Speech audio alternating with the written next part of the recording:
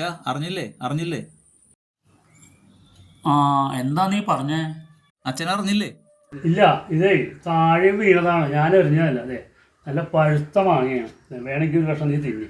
അതല്ല ഞാൻ പറഞ്ഞത്, അച്ഛന്റെ കൂട്ടുകാരൻ രാഘവൻ ചേട്ടൻ മരിച്ചു, അതറിഞ്ഞോ എന്നാ ഞാൻ ചോദിച്ചത്. അല്ല, ഇതേ മാവിൽ നിന്നും വീണതാണ്, ഞാൻ എറിഞ്ഞതല്ല. നിനക്ക് വേണോ നല്ല പഴുത്ത മാങ്ങ? അച്ഛനോട് പറഞ്ഞിട്ടൊരു കാര്യമില്ല. പിന്നെയും പറയും, ഇത് വീണ മാങ്ങ തന്നെയാണ്.